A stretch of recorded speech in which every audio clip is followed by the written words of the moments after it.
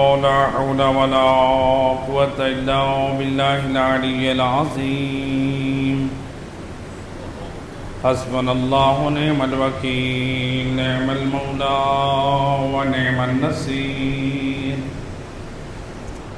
فأعوذ بالله من الشيطان الرجيم بسم الله الرحمن الرحيم الحمد لله الذي نور قلوبنا بولاية محمد وآل محمد اللهم صل على الصلاة والسلام على أشرف الأنبياء والمرسلين وخاتم النبيين أبي القاسم محمد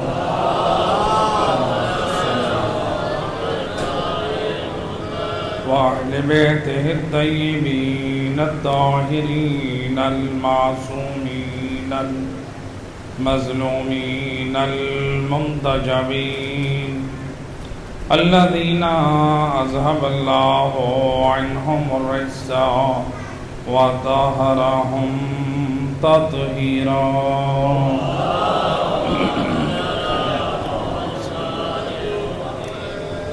ولعنة الدائمة على أعدائهم أجمعين من يوم ظلمهم إلى يوم الدين أما بعد فقد قال الله سبحانه وتعالى في كتابه المجيد وفرقانه الحميد وقوله الحق بسم الله الرحمن الرحيم ووصينا الإنسان بوالديه إحسانا صلوات پڑھ دیں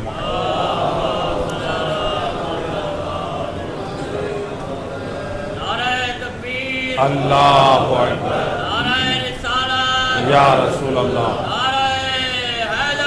یا علی یا علی اللہم صلی علی محمد وآل محمد۔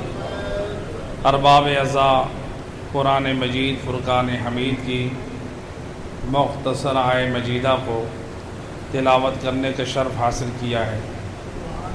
آیت مختصر ہے لیکن پیغام بہت عظیم ہے۔ اللہ اپنی لاریب کتاب میں فرما رہا ہے وَوَصَّيْنَا الْإِنسَانَ بِوَالِدَيْهِ إِحْسَانًا، ہم نے حضرت انسان کو یہ وصیت کی ہے اپنے والدین کے ساتھ احسان کرو۔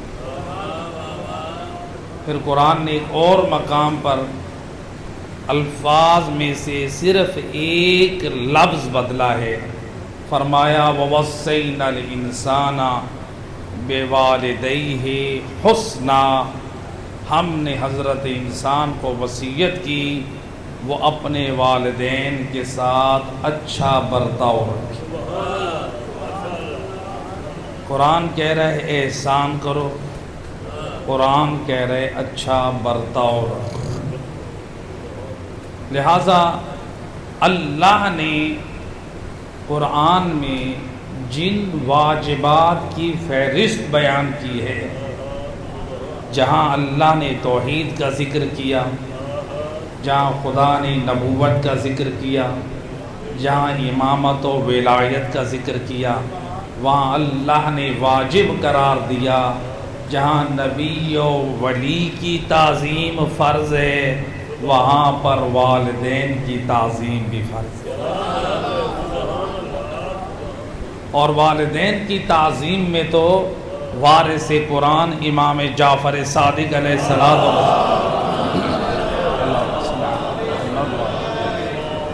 امام فرماتے ہیں من نظر الی والدیہ، جو شخص اپنے والدین کے چہرے کی زیارت کرتا ہے، چاہے والد کے چہرے پہ دیکھے یا چاہے والدہ کے چہرے پہ دیکھے، جو والدین میں سے کسی ایک کے یا دونوں کے اکٹھے کسی ایک کے چہرے پہ دیدار کرے وارث سے قرآن فرماتے ہیں اللہ ہر نظر پہ ایک حج کرنے کا ثواب لکھ دیتا ہے. یا ایک نظر کرنے پہ اللہ اکبر حج کا ثواب ہے. جو کتنی عظمت کی بات ہے. نبی نے یہ بھی اپنی زبان سے فرمایا من نظر الی الکعبہ، جو عبادت میں سے جو کعبے کی طرف دیکھتا ہے وہ عبادت کرتا ہے. النظر الی الکعبہ عبادہ والنظر الی المصحف عبادہ، قرآن کی طرف دیکھنا بھی عبادت ہے. پھر فرمایا النظر الی وجہ علی ابن ابی طالب عبادہ. یا علی کے چہرے کی طرف دیکھنا بھی عبادت ہے. آج دنیا ہم سے سوال کرتی ہے آپ آل اور اصحاب کو برابر کرتے ہیں. میں کہتا ہوں یہ ہم سے نہ پوچھو، آؤ خود نبی کے اصحاب سے پوچھتے ہیں آل اور اصحاب میں فرق ہے یا آل اور اصحاب میں سے کوئی افضل ہے. ہم سے نہ پوچھو، آؤ چلتے ہیں نبی کے صحابی حضرت ابو بکر کے دروازے پہ. کہتے ہیں ایک مرتبہ روایت نقل کی ہے زوج رسول بی بی عائشہ نے، اور میں روایت کا ذمہ دار ہوں. کہتی ہیں ایک دن نبی میرے گھر میں تھے، نبی کی تلاش میں میرے بابا بھی آ گئے. اب نبی کی محفل میں میرے بابا بیٹھے ہیں، یہ اتنے میں علی حیدر ایک کرار آئے. اب نبی اور علی محو گفتگو ہیں. میرے بابا، بلکہ روایت کچھ یوں ہے پہلے علی مولا آئے پھر میرے بابا آئے. کہتے ہیں جب میرے بابا آئے تو میرے بابا آئے، میں نے سلام کیا، مجھے سلام کا جواب دیا، اور اس کے بعد میں نے یہ دیکھا علی نبی کے ساتھ محو گفتگو ہیں، میرے بابا کی نگاہیں علی کے چہرے پہ ہیں. میں کہتی ہوں بابا خیر سے آئے، مجھے کوئی جواب نہیں دیا. بابا گھر میں سب خیریت ہے، مجھے کوئی جواب نہیں دیا. میں جو پوچھتی ہوں میرے بابا اہمیت نہیں دیتے، مجھے جواب نہیں دیتے. جب نبی اور علی کی محفل ختم ہوئی، ایک مرتبہ اب میرے گھر میں بچ گئے میرے بابا. میں نے کہا بابا آج خیر ہے؟ سلام کے بعد آج اتنی بے رخی، میں جو بھی بات کرتی ہوں، میں جو بھی خیریت معلوم کرتی ہوں، آپ مجھے جواب نہیں دیتے، مجھے اگنور کر رہے ہیں. آپ کی نظریں علی کے چہرے پہ تھی. وہ کہتے ہیں اور میری بیٹی، میں نے انہی کانوں سے نبی کی زبان وحی سے سنا النظر الی وجہ علی ابن ابی طالب عبادہ، علی کے چہرے پہ دیکھنا عبادت ہے. گویا نبی کا صحابی بتا رہا ہے آل اور اصحاب کو برابر نہ سمجھنا. اصحاب جب عبادت کرتے ہیں آل میں سے علی کے چہرے پہ دیکھتے.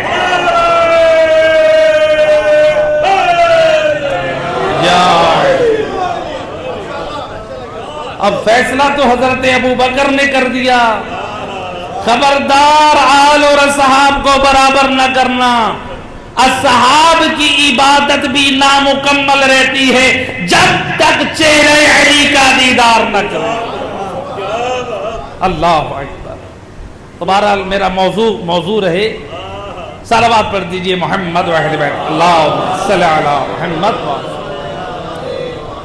یقیناً آل محمد کے فضائل بھی اس لیے تو نبی نے فرمایا زینوا مجالسکم بذکر علی ابن ابی طالب.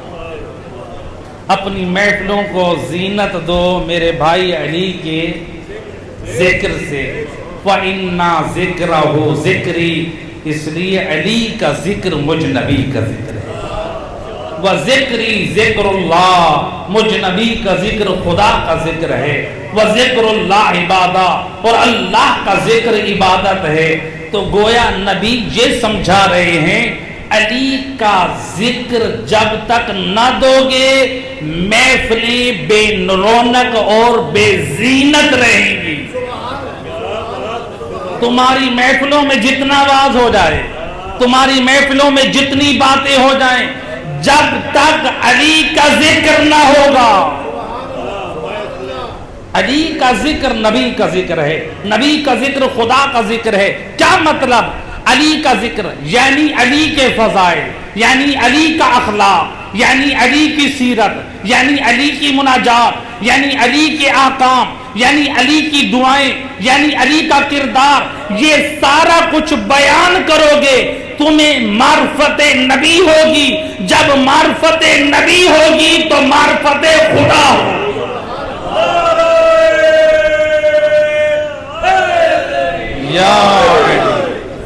تو جو علی کو پہچان کے علی کا تابع دار بن گیا، سمجھو وہ نبی کا تابع دار بن گیا۔ جو نبی کا تابع دار بن گیا سمجھو وہ خدا کا تابع دار بن گیا۔ تو علی کا ذکر اس قدر ضروری ہے کہ ابھی ماہ ربیع الاول آ رہا ہے تو ہر زبان پہ نبی کا ذکر ہوگا، لیکن نبی نے فرمایا جہاں میرا ذکر ہو وہاں علی کا ذکر بھی ہو۔ میرے ذکر کے ساتھ بے شک زینت ہے، اگر ذکر صرف میرا رہا علی کا نہ رہا تو ان محفلوں کو زینت نہ ملے گی۔ صلوات پڑھ دے محمد و اہل بیت۔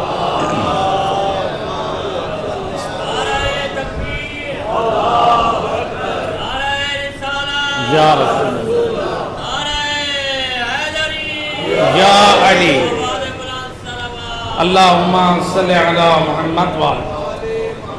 لہذا علی کا ذکر، اس لیے تو حضرت عبداللہ ابن مسعود کہا کرتے تھے، نبی کے صحابی، کننا نعرف المنافقین ببغض علی ابن ابی طالب، ہم نبی کے زمانے میں منافقین کو کیسے پہچانتے تھے؟ علی کا ذکر چھیڑ دیتے تھے، اگر چہرہ کھل جاتا سمجھتے مومن ہے، اگر چہرہ اتر جاتا سمجھتے منافق ہے۔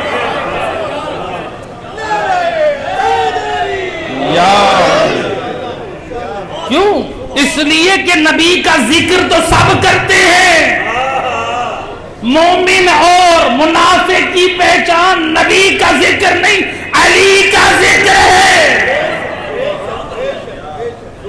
ہو سکتا ہے نبی کا ذکر کریں لیکن علی سے بغض رکھیں۔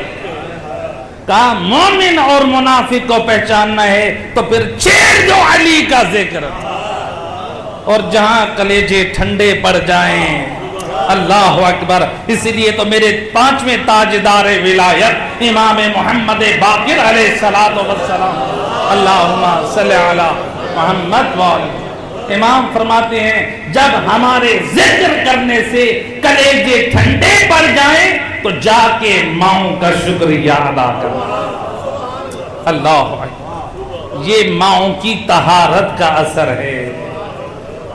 اگر کلیجے ٹھنڈے نہ پڑیں تو سمجھ لینا کہیں خیانت ہوئی ہے، اور بڑی ذمہ داری سے روایت پڑھ رہا ہوں۔ روایت کہتی ہے اللہ کے رسول مسجد نبوی میں بیٹھے ہیں اور فرماتے ہیں اے میرے اصحاب، اپنی اولادوں پہ علی کی محبت کو پیش کرو۔ اپنی اولادوں پہ علی کی محبت کو پیش کرو۔ اگر علی کی محبت کو قبول کر لیں تو سمجھ لینا وہ اولاد تمہاری ہے، اور اگر وہ علی کے بغض کا اعتراف کرے تو پھر جا کر بیویوں کے گھروں میں طلاق دے دینا۔ وہ عورتیں تمہارے حق میں خیانت کار ہیں۔ روایت کہتی ہے نبی کا یہ حکم سن کے نبی کے اصحاب گھروں میں گئے، چھوٹے چھوٹے بچوں کو لے کر کھڑے ہو گئے۔ معلوم ہوا کہ علی دروازوں سے گزرنے والے ہیں، مسجد نبوی سے باہر نکلیں گے، ہمارے کوچے سے گزریں گے۔ ہر صحابی نے اپنے گود میں اپنے ہاتھوں پہ اپنے بچے کو اٹھایا ہوا ہے، اور جیسے ہی علی گزرتے ہیں ہر صحابی اپنی بچے سے پوچھتا ہے اتحب ھذا الفتى، بتا کیا تو اس جوان سے محبت کرتا ہے؟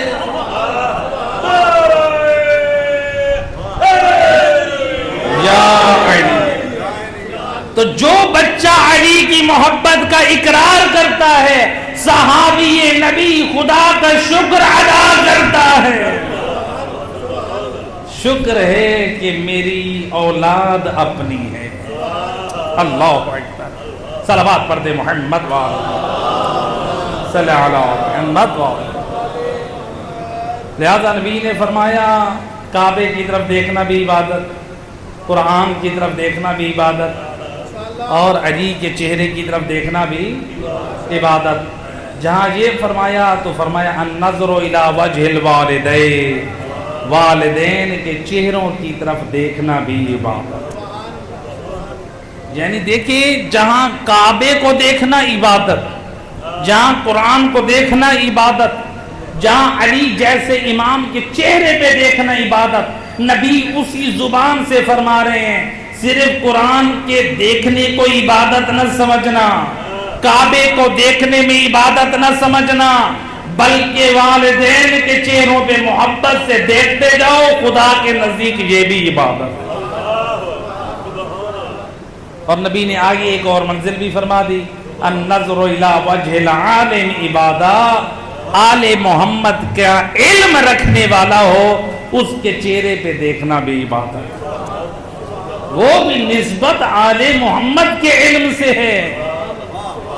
جو آل محمد کے مذہب کا دفاع کرے، جو آل محمد کے مذہب کی ترجمانی کرے، ورنہ عالم تو بہت نظر آ جائیں گے، جہاں پر آل محمد کا ذکر ہو جائے ان سے ذکر برداشت نہ ہو۔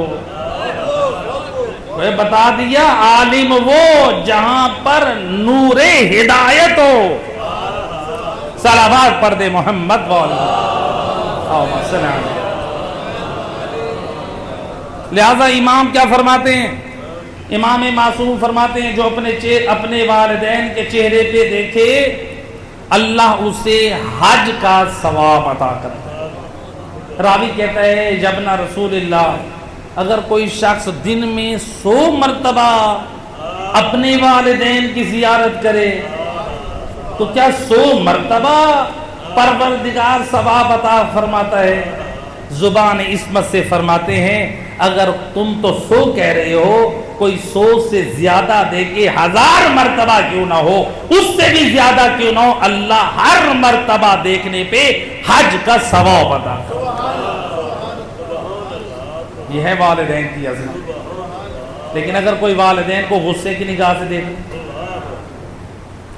والدین کو نفرت کی نگاہ سے دیکھ لے، والدین کو ناراض کر لے، تو پھر خدا حدیث قدسی میں فرماتا ہے یا آدم اعمل ما شئت، اے میرے بندے جتنا بڑا عبادت گزار بن جا، راتوں کو اٹھ اٹھ کے نمازیں تو پڑھ، دن کو روزے تو رکھ، جتنا لوگوں میں خدمت گزار بن جا، اگر تو نے والدین کو ناراض کیا تیری ساری عبادتیں تیرے منہ پہ ماری جائیں۔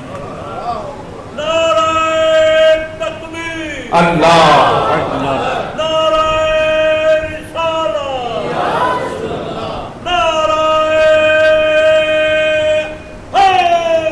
یا علی، اللہم صلی علی محمد۔ لہذا والدین کے چہرے پہ بڑی محبت سے دیکھنا ہے، بڑی عزت ہے، اور والدین کی عزت تو اتنی ہے کہ امیر المومنین علی ابن ابی طالب علیہ الصلوۃ والسلام، اللہم صلی علی محمد واجب، آپ فرماتے ہیں زوروا موتاکم، اپنے مردوں کی قبروں کی زیارت کیا کرو، فَإِنَّهُمْ يَفْرَحُونَ، جب تم ان کی قبروں پہ حاضری دیتے ہو، وہ تم تو قبریں دیکھ رہے ہوتے ہو، وہ خوش ہو رہی ہو۔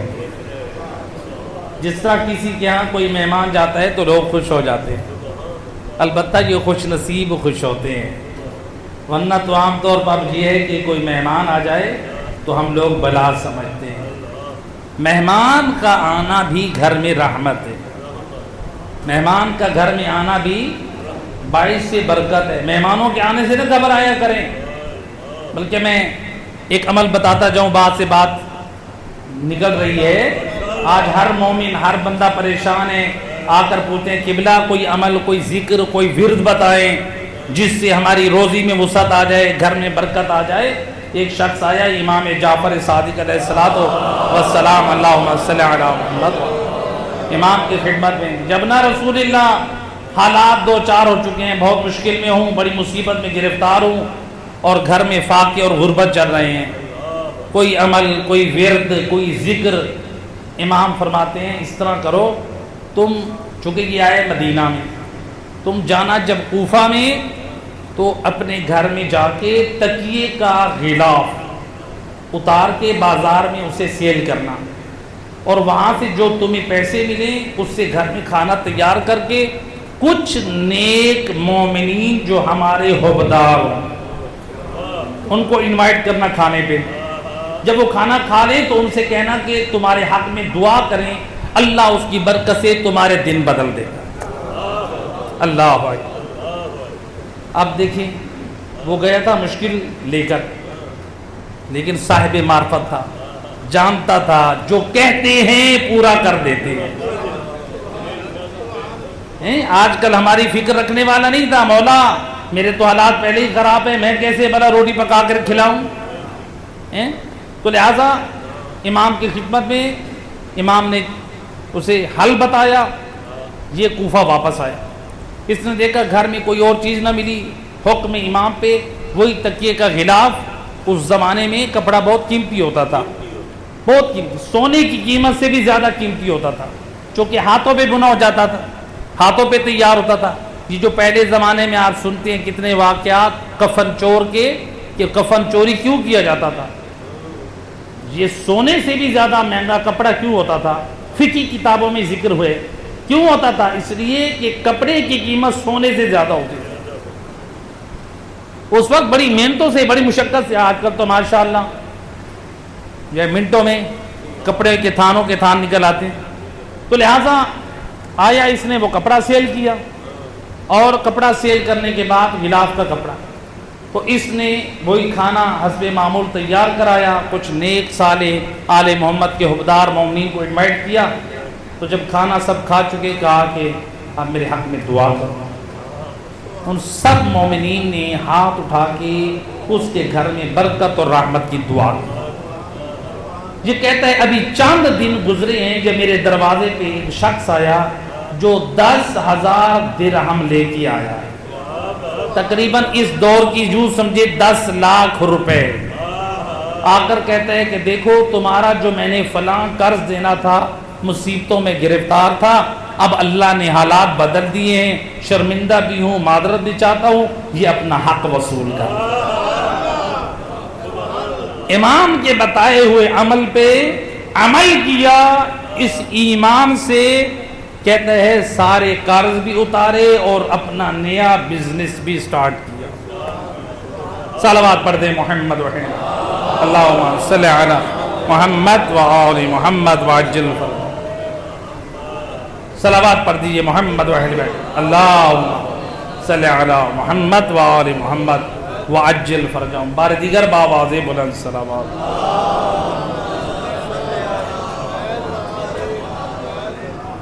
لہٰذا امام کیا فرماتے ہیں، زوروا موتاکم فإنہم یفرحون، اپنے مردوں کی زیارت کرو وہ خوش ہوتے ہیں.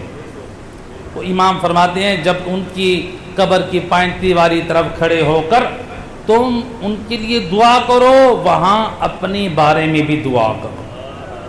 امام فرماتے ہیں جب تم اپنے حق میں دعا کرو گے والدین کی قبروں پہ پائنتی والی طرف، تو پروردگار اپنے فضل سے تمہاری وہ دعا مستجاب کرے گا.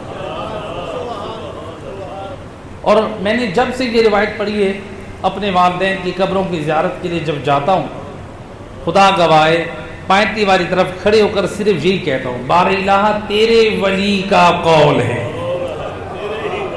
زبان عصمت سے بولا ہے، میرا اللہ میں تیرے اولیاء کے دربار میں تو حاضر نہ ہو سکا. علی ابن ابی طالب نے زبان عصمت سے کہا والدین کی قبروں پہ دعا کرو تو مستجاب ہو جائے گی. خدا گواہ ممبر رسول پہ کہہ رہا ہوں والدین کی قبروں پہ جو بھی دعا مانگی ہے خدا نے قبول کر، کیونکہ ہم نے ان کو مانا ہے جن کی زبان زبان صداقت ہے، جن کی صداقت کی گواہی اللہ خود قرآن میں دے رہا ہے۔ صلوات پڑھ دے محمد، اللہم صلی علی محمد۔ لہذا والدین زندہ ہیں تو زیارت کریں، ان کی قدر کریں، فوت ہو چکے ہیں تب بھی ان کی زیارت کریں، اور اللہ کے رسول فرماتے ہیں اگر والدین فوت ہو چکے ہیں ان کو دعائے مغفرت میں بھلا دیا ہے تو پروردگار کم سے کم سزا یہ دے گا جو والدین کو بھلاتا ہے اللہ اس کو رزق سے بھلا دے گا۔ اللہ والدین کو یاد رکھیں، والدین کی خدمت کریں، والدین کی عزت کریں۔ اس لیے امام محمد باقر علیہ السلام اللہم صلی علی محمد وآل محمد۔ ہمارے آج کا جوان پریشان ہے، روزی کے دروازے بند ہیں، مشکلات ہیں، کیا کریں؟ کوئی ایسا طریقہ ہو جو دنوں میں ہمارا بزنس عروج پہ چلا جائے، ہم کامیاب ہو جائیں۔ پانچویں امام کیا فرماتے ہیں؟ فرماتے ہیں من یضمن لی بر الوالدین وصلۃ الرحم ازمن لہو ثلاث۔ امام فرماتے ہیں اے ہمارے موالیوں، اے ہمارے شیعوں، اے ہمارے حبداروں، دو کاموں کی ضمانت تم مجھے دے دو، دو کاموں کی گارنٹی تم مجھے دو، تین کاموں کی گارنٹی میں امام تمہیں دے دوں۔ مولا دو کام ہم کون سے کریں؟ بر الوالدین وصلۃ الرحم، اپنے والدین سے نیکی کرو اور رشتہ داروں کے ساتھ صلہ رحمی کرو، والدین کو راضی رکھو۔ خدا گواہ ہے میں نے آل محمد کی کلام سے تعلیمات سے جو سیکھا ہے اس کا خلاصہ جو بتا رہا ہوں، والدین کو راضی کر لیا تو آپ نے دنیا اور آخرت کو پا لیا۔ والدین کو آپ نے راضی نہیں کیا، خدا گواہ ہے آپ کے رزق میں کبھی برکت نہیں۔ آپ اگر کہتے ہیں نا کہ والدین میں گھر میں جھگڑا ہوتا ہے، بیوی ناراض ہوتی ہے، مولانا کہاں جائیں ہم، بیوی کو راضی کریں یا ماں کو راضی کریں؟ آپ کو بیوی کو گھر میں چھپا کے لے کے جانے کے لیے بڑے راستے آتے ہیں، ماں کو کچھ چھپا کے دینے کے لیے کوئی راستہ نہیں آتا۔ بیوی کو چھپا کے دینے کے لیے پیزا آرڈر کرنا ہے تو پچھلے دروازے سے آئے، کوئی اور چیز ہو تو چھپا کے بیوی کے پاس لے کر جائیں، اور جو ماں بیٹھی ہے اس ماں کا حق نہیں ہے؟ ماں کا کتنا حق ہے؟ آج ہر مومن کہتے ہیں نا حسین کی ماں تجھ سے راضی ہو، ہر ایک کی تمنا ہے، اور اس کی آخرت سنور گئی، دنیا بھی بن گئی آخرت بھی، جس سے حسین کی ماں راضی ہو جائے۔ لیکن یاد رکھیں جو اپنی ماں کو راضی نہ کر سکا وہ حسین کی ماں کو کیا راضی کرے؟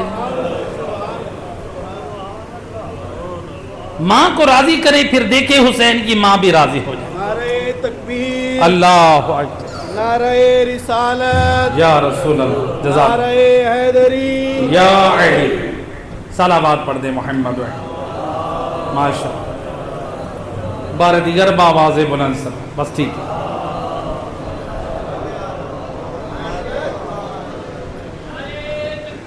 اللہ اکبر، یا رسول اللہ، یا علی، یا علی، اللہم صلی علی محمد وآلہ۔ لہذا ماں باپ کو راضی رکھیں۔ ایک ماں کی برسی کی مجلس ہے تو ماں کا کتنا مقام ہے، اس لیے تو زبان وحی سے فرمایا اگر ماں کی عظمت کو دیکھنا ہے تو پھر ماں کے قدموں کے نیچے جنت ہے۔ اور اس حدیث کے بھی کئی معنی ہیں جو ایک علیحدہ پوری مجلس چاہتی ہے۔ ایک معنی یہ ہے ماں کی خدمت کرو، ایک معنی یہ ہے یعنی ماں کے اختیار میں ہے، تربیت کر کے جنتی بنائے، گمراہی میں چھوڑ کے جہنمی بنائے۔ تو اس معنی کو ہم بھول جاتے ہیں کہ ماں کے قدموں نیچے جو جنت ہے، یعنی ماں تربیت کرے تو اولاد جنتی بن سکتی ہے۔ اللہ اکبر۔ اور اسی طرح سے فرمایا کہ جو باپ ہے وہ جنت کے دروازوں میں سے ایک دروازہ ہے، لہذا ماں کے قدموں کے نیچے بھی جنت، یعنی جنت چاہتے ہو تو ماں کو راضی کرو، دروازہ کھلوانا چاہتے ہو تو باپ کو راضی کرو۔ کوئی ایسا نہ ہو کہ ایک حق کو یاد رکھتے ہوئے دوسرے حق کو فراموش کرنا۔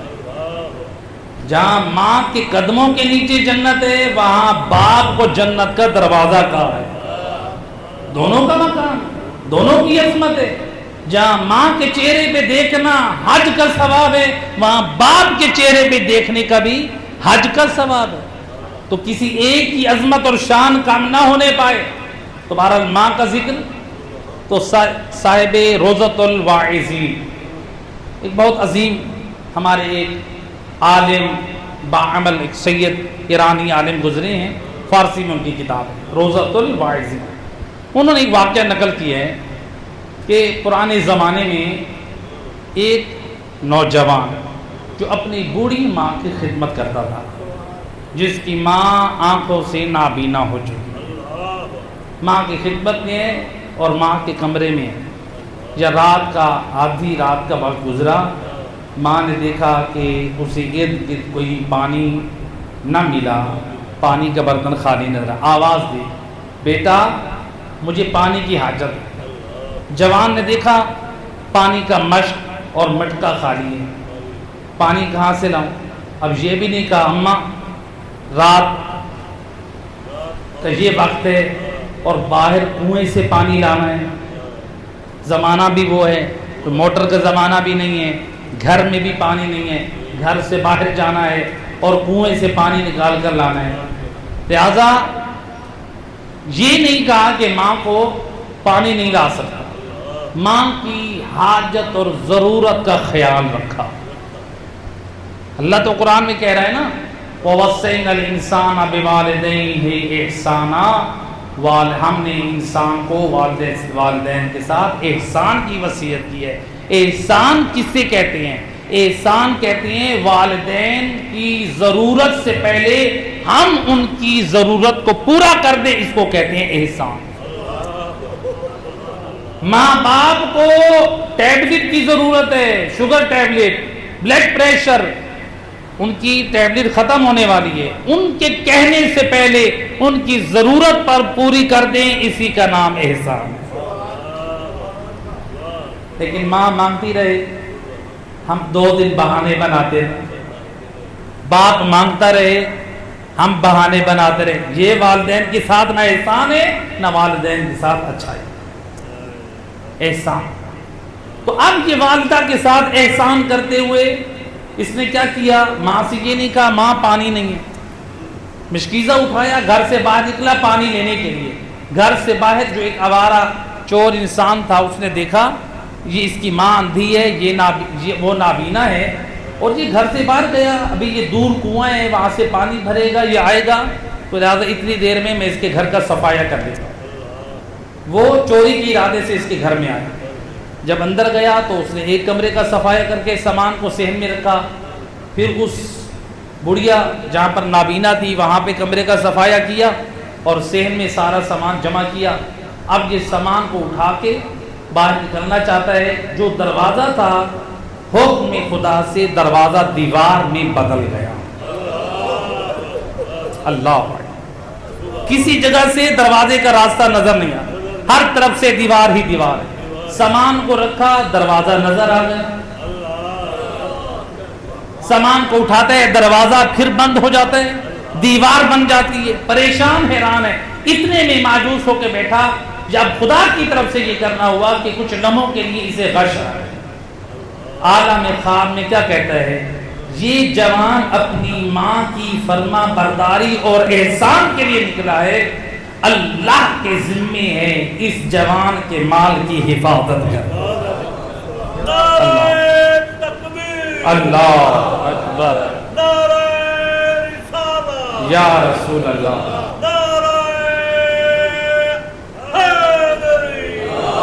یا علی، اللہم صلی علی محمد وعلی۔ صلوات پڑھ دیجئے محمد و اہل بیت۔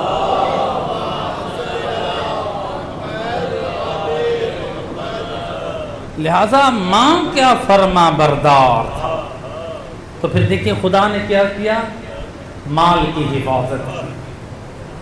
اب وہ نوجوان گھر میں داخل ہوا، جب گھر میں داخل ہوا تو اس نے دیکھا کہ آگے چور اور سامان سارا پڑا ہے۔ یہ کیا؟ کہتا ہے مبارک ہو، میں تیرے گھر کو لوٹنے آیا تھا تو رب کا ارادہ کچھ اور تھا، جس نے تیری نیکی کو ظاہر کر کے ماں کی عظمت کے صدقے میں تیرے مال کی حفاظت کی۔ ماں باپ کے قدردان بنے، یاد رکھیں ماں باپ کے جنازے پہ ہم صرف رو کر دنیا والوں کو دکھا دیں کہ ہم ماں باپ سے محبت کرتے ہیں، ماں باپ بوڑھے ہوں، وہ دوائی کے لیے بیٹھے ہوں، ضرورت مند ہوں، کھانے کے لیے ضرورت مند ہوں، کپڑے کے لیے ضرورت مند ہوں، ہم ان کی ضرورت کو فراموش کر دیں، آگے بھی جواب دیں۔ اگر چاہتے ہیں دنیا میں برکت مل جائے، آخرت میں برکت مل جائے، پھر والدین کے خدمت گزار بن جائے۔ روایت میں کہ اللہ کے رسول حضرت محمد مصطفیٰ صلی اللہ علیہ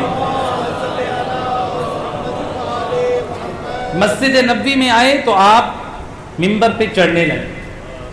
پہلی سیڑھی پہ قدم رکھا تو آپ نے کہا آمین، پھر دوسری پہ رکھا تو آمین، تیسری سیڑھی پہ قدم رکھا تو کہا آمین، اور پھر جب چوتھی، وہ تو سیڑھی نہیں ہے بیٹھنے کی جگہ، چوتھے مقام پر بیٹھ گئے تو گویا معلوم ہوا کہ نبی کا جو منبر تھا وہ 3 سیڑھیوں والا تھا، چوتھی جگہ بیٹھنے والی تھی، یعنی نبی نے 3 کو پاؤں میں رکھا ہوا تھا،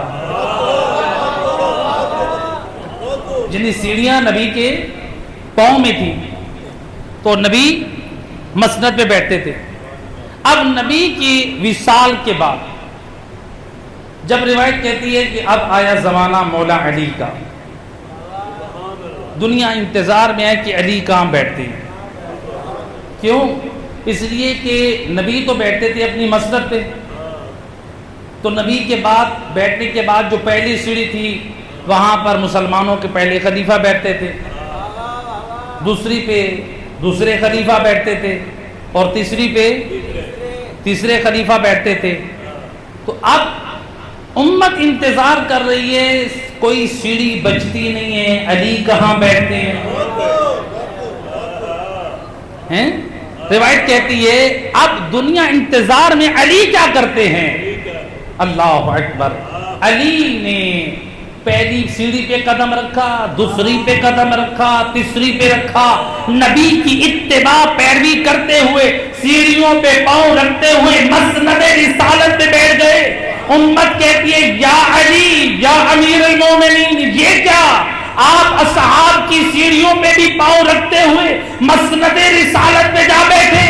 فرمایا الیوم رجع الحق علی مقامہ، یاد رکھو آج حق اپنے مقام پر آ گیا۔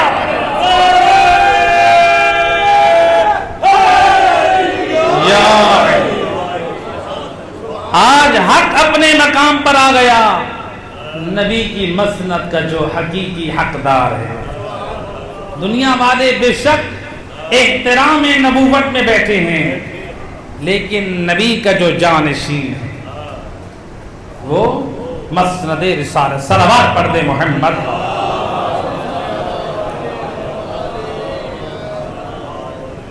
لہذا نبی کی مسند پہ آپ بیٹھے، تو لہذا رسول کا جو منبر تھا اس کی بھی 3 سیڑھیاں۔ اسی لیے جب آپ منبر کہیں کسی جگہ سے بنوانے کے لیے جاتے ہیں نا، تو عام طور پہ برادران اہل سنت کے یہاں وہ 2 سیڑھیوں والا یا 3 سیڑھیوں، ٹوٹل 3 ہوتے ہیں، لیکن آپ اکثر جو امام بارگاہوں میں مساجد میں دیکھیں گے جو اس بات کی طرف متوجہ ہیں تو ہم 4 والا بنواتے ہیں، 3 سیڑھیاں اور چوتھی مسند، تاکہ اس نبی کے عمل کی سنت کی پیروی ہو جائے۔ صلوات پڑھ دے محمد۔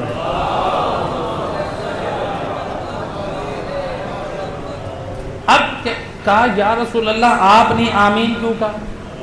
کیونکہ رسول کی اسی روایت سے معلوم ہوا نا کہ سیڑھیاں 3 ہیں. آمین آمین آمین. یا رسول اللہ یہ آمین کیوں کہا کہ جب پہلی سیڑھی پہ پاؤں رکھنے لگا تو جبرائیل امین نے کہا جو ماہ رمضان کو پالے خود کو نہ بخشوا سکے اس پر اللہ کی لعنت ہے. میں نے کہا آمین. پھر جب دوسری سیڑھی پہ قدم رکھنے لگا جبرائیل امین نے کہا جو اپنے والدین کو پالے پھر بھی اپنے آپ کو جنتی نہ بنوا سکے اس پر اللہ کی لعنت ہے. اور جب تیسری سیڑھی پہ قدم رکھنے لگا جبرائیل امین نے کہا جو آپ کا نام سنے اور درود نہ پڑھے اس پہ بھی خدا کی لعنت ہے. اللہ صلی اللہ علیہ. یہ درود ماشاءاللہ ہماری قوم کے جوان ہم بیٹھتے ہیں موبائلوں میں چیزوں میں وقت کبھی اس درود کی عبادت کو بھی زندگی میں اللہم صلی علی محمد بول. اس کی بڑی برکات ہے. اس کو بھی معمولی نہ سمجھیں. درود کو روایت میں ہے کہ صاحب خزینۃ الجواہر روایت نقل کرتے ہیں کہ ایک مرتبہ سید الرسل کسی باغ میں بیٹھے تھے اور آپ کے ساتھ امیر المومنین علی ابن ابی طالب بھی تشریف فرمائے. اللہم صلی علی محمد. علی مولا نے دیکھا ایک شہد کی مکھی ہے جو نبی کے سر کا طواف کر رہی ہے. کہا یا نبی اللہ یہ شہد کی مکھی آپ کا طواف کر رہی ہے. کہا کہ یا علی آج یہ میزبان بن کے نبی اور ولی کو دعوت دینا ہے. اللہ آج یعنی یہ میزبان ہے ہم اس کے مہمان ہیں. یا رسول اللہ کیا یہ دعوت کرے گی کس چیز سے دعوت کرے گی. کہا کہ دعوت اس چیز سے کرے گی کہا کہ ہماری شہد کا چھتا تیار ہو چکا آپ آئیں اور وہ شہد کا چھتا اتار لیں. تو کہا یا علی جاؤ. روایت کہتی ہے اب علی مولا شہد کی مکھی کے ساتھ ساتھ چلے. وہ بھی تھوڑا چوڑا ہو کے چل رہی ہے. کیوں فخر نہ کرے جب ہمارے دروازے پہ کوئی M.N.A آ جائے تو دنیا والوں کو بتاتے ہیں اس کے دروازے پہ دنیا کے بنائے ہوئے نہیں خدا کا بنایا ہوا نمائندہ جا رہا ہے.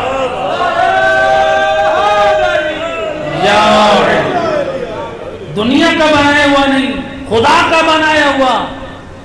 یہ بھی ناز کر رہی ہے کہ آج میرے دروازے پہ سید کائنات علی ابن ابی طالب آ رہے ہیں اور شہد کا چھتا تیار ہے. شہد کی مکھیوں نے چھتا چھوڑا اور علی حیدر کرام کا استقبال کیا. علی مولا نے شہد کا چھتا اتارا نبی کی خدمت میں بڑی امانت سے لے کر آئے. نبی نے کہا او علی اب تم اور میں مہمان مل کے کھاتے ہیں. ادھر سے نبی کھا رہے ہیں ادھر سے علی کھا رہے ہیں. جب شہد تمام ہوئی ایک مرتبہ شہد سامنے حاضر ہے جو ایسے فضا میں اڑ رہی ہے. نبی فرماتے ہیں شہد کی مکھی یہ بتا تو مختلف باغوں میں جاتی ہے مختلف پھولوں پہ جاتی ہے. کسی پھول کا رس پھیکا ہوتا ہے کسی کا ترش ہوتا ہے کسی کا کیسا ہوتا ہے. مختلف باغ ہیں مختلف پھول ہیں لیکن تیری شہد میں بڑی لذت ہے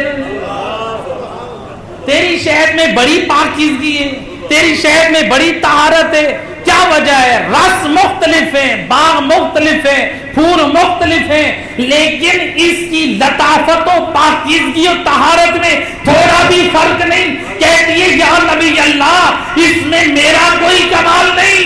جب ہم مختلف پھولوں اور باغوں سے رس چنتے ہیں آپ اور آپ کی آل پہ 3 مرتبہ درود پڑھتے ہوئے گھروں کو جاتے ہیں اللہ اس کی برکت سے پھکاٹ اور ترش کو مٹھاس اور پاکیزگی میں بدل دیتا ہے.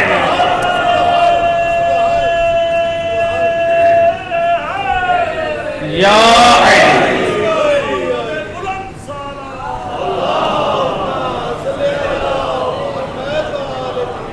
پاکیزگی میں بدل دیتا ہے. اب آپ لوگوں سے سوال ہے میں اور آپ افضل ہیں یا شہد کی مکھی؟ جی مخلوق میں سے مخلوقات میں سے اللہ قرآن کا ترجمہ پڑھا کرے اللہ قرآن میں فرماتا ہے وَلَقَدْ كَرَّمْنَا بَنِي آدم، ہم نے اولاد آدم کو تمام مخلوقات سے افضل بنایا. انسان اچھا چونکہ وقت کے دامن میں گنجائش نہیں ہے ورنہ بات سے بات نکل رہی ہے، ورنہ کتنے نورانی مطالب تھے نور ولایت آل محمد کی، جو وقت کی قلت کے مد نظر میں چھوڑ رہا ہوں. صلوات پڑھ دے محمد اللہم صلی علی محمد. لہذا انسان جو ہے وہ افضل ہے.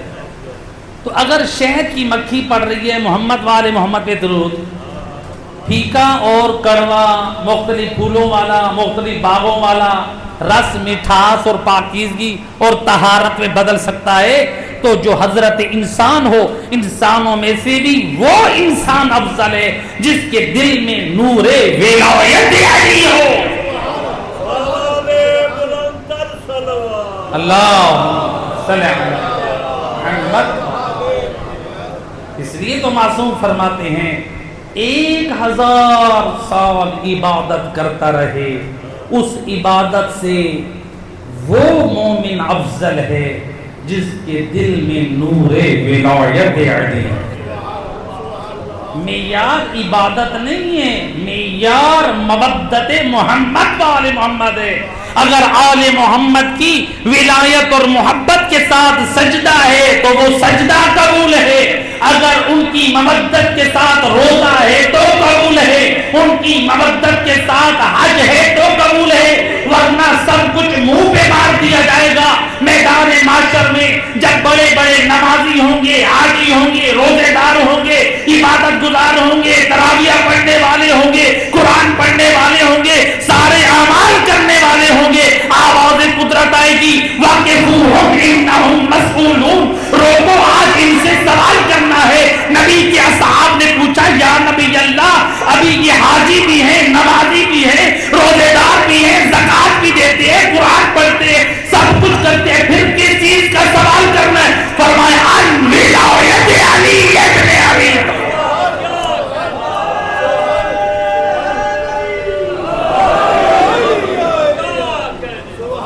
لہذا جب تک دل میں ولایت علی نہیں ہے، جب تک مودت علی پہ ایمان نہیں ہے، وہ ساری عبادتیں بھی رائج آ جائیں گی. لہذا ان عبادتوں کو قبول کرانا ہے تو پھر ایمان علی پر ایمان رکھنا ہوگا، دل میں نور ولایت علی کو جگہ دینی ہوگی. تو جب دل میں نور ولایت علی آ جائے تو پھر علی کے کردار میں اعمال بھی شروع ہو جائے. لہذا والدین کی عظمت ہے. ایک آخری بات اور میں مسائل کی طرف آ رہا ہوں. امام حسین علیہ السلام کی چونکہ ایام آج 22 صفر ہے.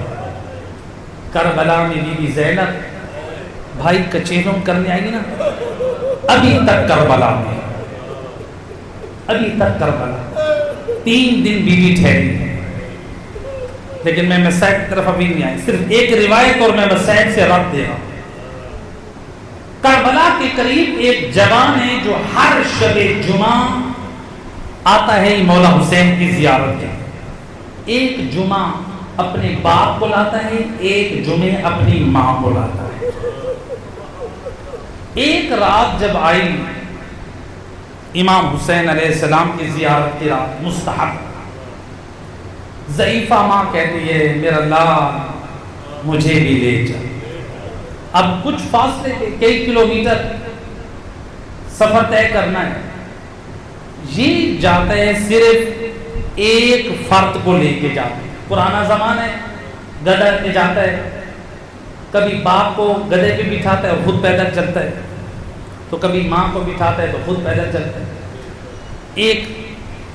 ایک کمزور سا اس کا جانور ہے جس پہ ایک ہی بیٹھ سکتے. اب اس نے کیا کیا، باپ کو لے جانا تھا، ماں کی خواہش ظاہر ہو جائے. قرآن کی آیت اس کے سامنے آئی، وَوَصَّيْنَا الْإِنسَانَ بِوَالِدَيْهِ إِحْسَانًا، ہم نے انسان کو وصیت کی اپنے والدین کے ساتھ احسان کیا. تو کیسے اس نے آیت پر عمل کیا؟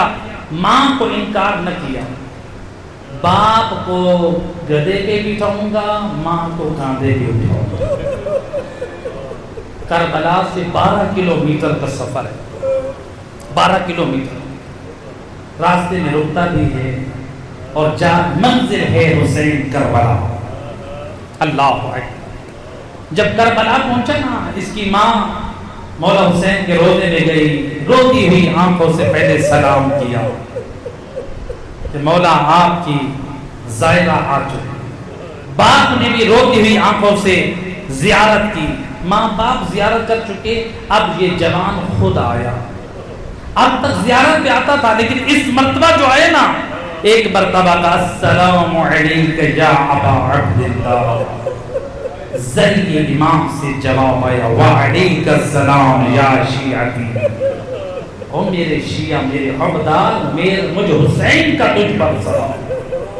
ایک سید عالم جو قبر امام کے قریب بیٹھے تھے، وہ آئے، انہوں نے پوچھا اے جوان یہ بتا، دوسرے دن پھر یہ رات تو یہی رہی، جب دوسرا دن پھر یہ زیارت امام پر آئے، وہ عالم پھر قبر امام پر بیٹھے، کسی نے سلام کیا تو پھر قبر سے جواب آیا وعلیک السلام۔ اب عالم حیران، کل بھی سنا آج پھر سن رہا ہوں، جتنی مرتبہ یہ سلام کر رہے ہیں ذریعے امام سے جواب آ رہا ہے۔ اس جوان کے خدمت میں، اے جوان بتا تو نے کیا کیا؟ تجھ سے حسین اتنا راضی؟ حسین جواب دے رہا ہے اور سنا جا رہا ہے۔ کہا کیا آپ کو جواب نہیں ملتا؟ کہا حسین جواب تو دیتے ہیں، لیکن تیرے سلام کا جواب میں نے بھی سنا ہے۔ تو نے کیا کیا؟ کہا کہ میں نے کچھ نہیں کیا، بس یہ بوڑھی ماں کو لے کر آیا ہوں، اس کا لے کے آنا حسین کو اتنا پسند آیا، جب سے ماں باپ کو راضی کیا ہے حسین راضی ہے۔ اللہ، تو گویا حسین ابن علی نے اپنی زیارت میں پیغام دے دیا، حسین کو راضی کرنا چاہتے ہو تو پھر ماں باپ کو راضی کر۔ اجرکم اللہ، اس حسین نے اللہ کے دین کی بقا کے لیے بڑی قربانیاں دی۔ آج 22 سفر ہے اور زینب عالیہ کربلا میں، اجرکم اللہ۔ زینب جب کربلا سے گئی تھی تو نقشہ کچھ اور تھا، جب آئی ہے 20 سفر کو کربلا میں تو نقشہ کچھ اور تھا۔ جب گئی تھی تو کیا منظر تھا؟ روایت کہتی ہے جب اشقیاء نے کہا نا کہ ان بیویوں کو سوار کراؤ بے بلان اونٹوں پہ، بے مکنہ و چادر، روایت کہتی ہے جب یہ اشقیاء آگے بڑھ کر تازیانے مارنے لگے، ایک مرتبہ علی کی بیٹی نے کہا میں خود سوار کراؤں۔ اجرکم علی اللہ، اجرکم علی اللہ زیادہ۔ روایت کہتی ہے بی بی کے ہاتھ بندھے ہیں، بے مکنہ و چادر ہے، بے پنان ناکا ہے، ہر بیوی کو بے ردا بے حجاب پردے داروں کو سوار کرایا علی کی بیٹی۔ اور میں قربان عزاداروں، میرا پڑھنا آسان ہے، آپ کا سننا آسان ہے۔ روایت کہتی ہے جب آیا نا علی کی بیٹی کے سوار ہونے کا وقت، ایک مرتبہ یہ منظر میرے چوتھے امام نے دیکھا، دور سے دیکھا، برداشت نہ ہوئے، آئے خود کو گھسیٹتے ہوئے اس ناکا کے قریب لائے، اور جس ناکا پہ زین العابدین زینب نے سوار ہونا ہے، ایک مرتبہ سید سجاد نے اپنی پشت کو ہر ناکا کی کمر سے لگا کے کہا پھوپھی اماں آ جائیے میرے کانٹے پہ قدم رکھ کے سوار ہونا ہے۔ اجرکم اللہ۔ اور میں قربان سید سجاد کا یہ کہنا تھا ہر امام وقت کا حکم ہے، علی کی پردے دار بیٹی بے ردا ہے، ایک مرتبہ یہ قدم کا اٹھانا تھا، سید سجاد نہ سنبھلے، زمین کربلا کی طرف جھکے، ادھر سے حسین جی کے قاتل یہ منظر دیکھ رہے ہیں، وہ ہنس بھی رہے ہیں، زہرا کی بیٹیوں ہوگی مجبوری. اجرکم علی اللہ زادارو. میرے چوتھے امام نے پھر اپنے آپ کو سنبھالا. پھوپھی اماں قدم رکھ کے سوار ہو جائیے. جب خود کو سنبھالنا چاہا بیوی کا پھر بھی قدم نہ سنبھل سکا. جب تیسری مرتبہ فرمایا اب بھی بیوی کا قدم نہ رکھا جا سکا. ایک مرتبہ شمر کے ہاتھ میں تازیانہ اور یہ لگین آگے بڑھا اور سید سجاد پہ ظلم کرنے لگا. اے علی کی بیٹی اجرکم علی اللہ زادارو. ایک خاکہ یہ تھا. روایت کہتی ہے کہ جب کسی نے چوتھے امام سے پوچھا آقا کیا وجہ ہے کہ جب علی کی بیٹیاں سوار ہو رہی تھی, علی کی بیٹی جس ناکہ پہ سوار تھی ان ناکاؤں میں ایک سرمائی رنگ کی ناکہ تھی. وہ مختلف ناکاؤں اونٹنیوں کے قریب گئی جا کے ان کے کان میں کوئی بات کی. وہ ناکہ رو بھی رہی تھی اور میرا غریب امام اور میرا قیدی امام وہ کربلا والوں کی قید کو یاد بھی کرتا ہے, اے روتا بھی ہے. اور میرے چوتھے امام فرماتے ہیں وہ ناکہ دوسری ناکہ سے کہہ رہی ہے محلن محلن اور ذرا ٹھہر ٹھہر کے چلنا اور تمہاری پشت پہ بناتے رسول سوار ہو رہی ہے. ایسا نہ ہو تم تیز قدم اٹھاؤ. اے علی کی پردے دار بیٹیاں آج بے رضا. دوسری ناکہ کہہ رہی ہے, دوسری ناکہ کہہ رہی ہے اور میں تو ویسے بھی عام قدم اٹھا رہی ہوں اور یہ انسان ہے اور جنہوں نے آل محمد کو نہ پہچانا میں بڑے دھیمے قدم اٹھاؤں گی. اجرکم علی اللہ.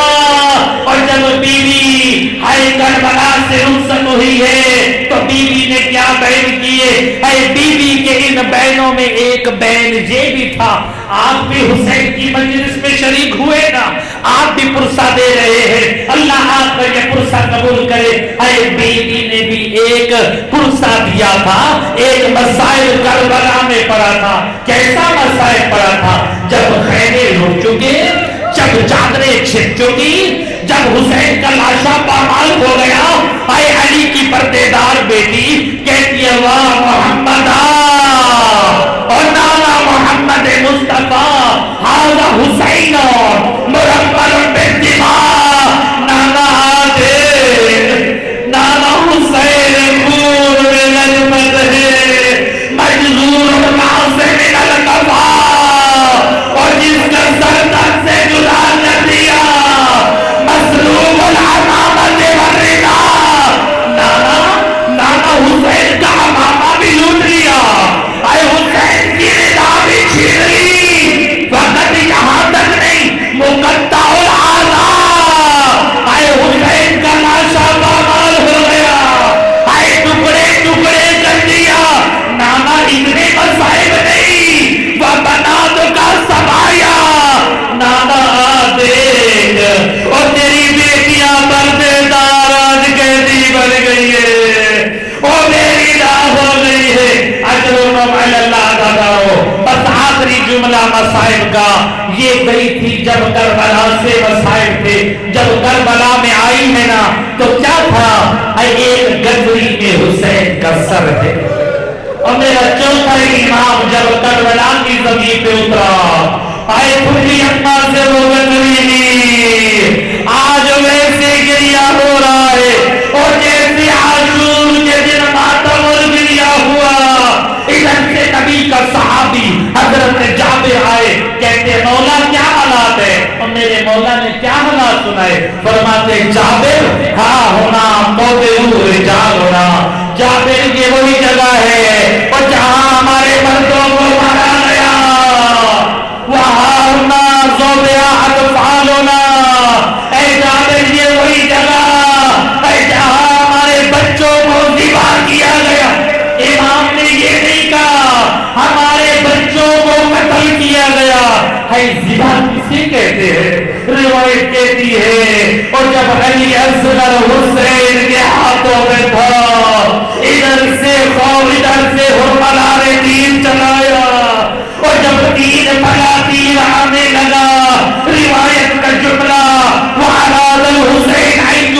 الولدا، حسین جاتے ہیں اصغر کو بوساتے، اس سے پہلے حرملا قتیر شعباتی زوبح من العذر الى العذر، اے دین ایسے چلا اور جیسے جانور ذبح ہوتا ہے، اصغر حسین کے ہاتھوں پہ چلا بنا ہے۔ الا لعنت اللہ علی القوم الظالمین۔ وَسَيَعْلَمُ